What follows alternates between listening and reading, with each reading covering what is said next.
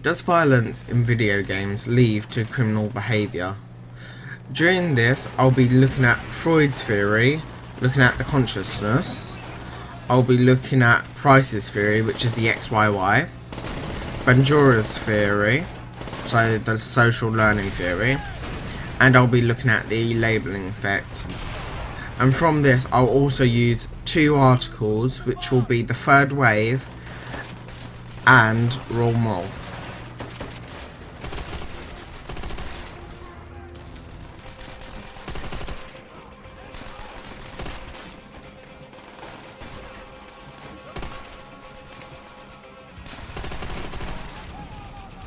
Freud's theory. This looks at the conscious and subconscious of our brain, where Freud believed there was the id, ego and superego.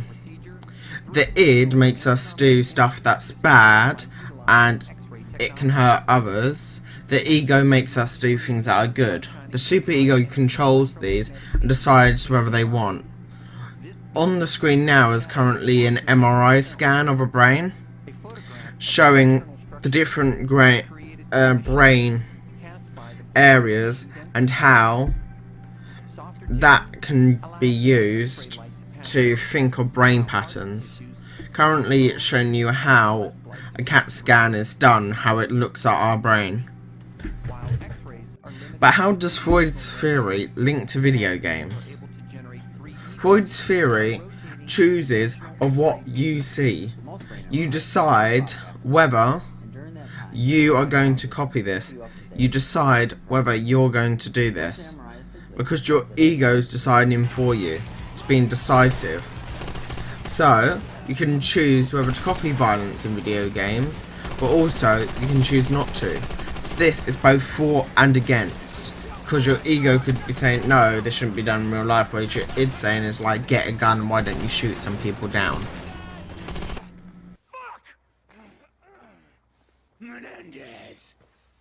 Social learning theory. This is where somebody copies something from the game and then reacts it in real life. This experiment was done for children. Well, they were showing a video of two men, one fighting a doll and one playing with a doll. And then they went into a room, these were two different groups, and they interacted with the doll like the adult did. This shows they're copying the actions that they've been seen, so they know that behaviour is good. However, this can be shown in video games where people copy violence later on in life. However, it could not be the game. It could be a person on the other side. It could be somebody talking to them. They can also influence them. And now, this is where we're going to get into the third way.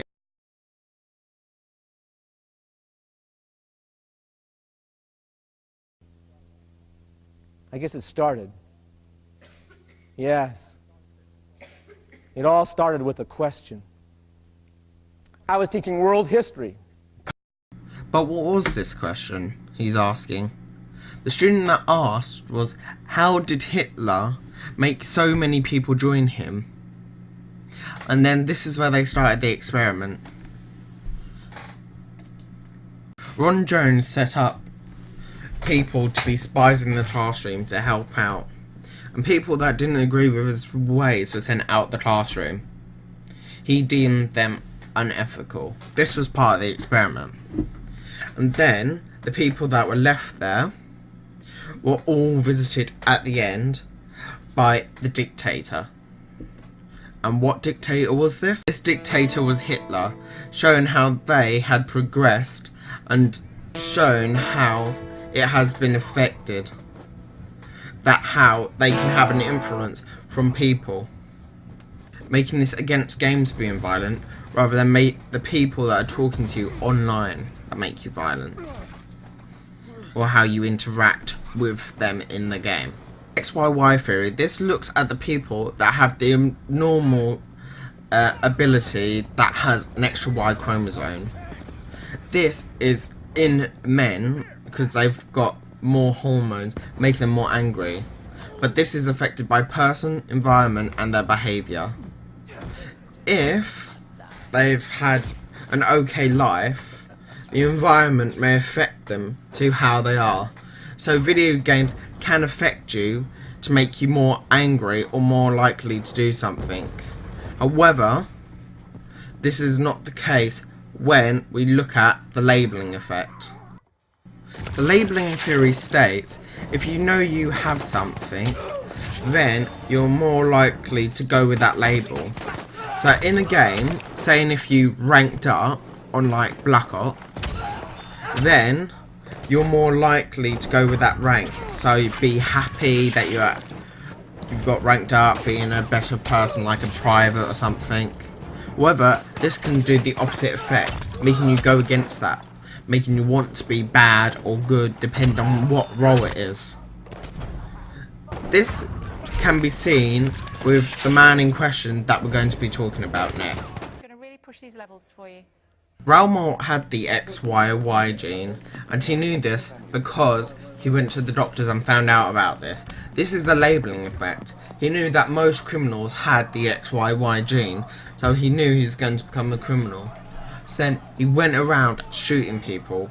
He was arrested, and then he escaped, and then there was a manhunt on the news. But he was caught once again. Yeah, so this is from the labelling effect and XYY that Ralmor did this.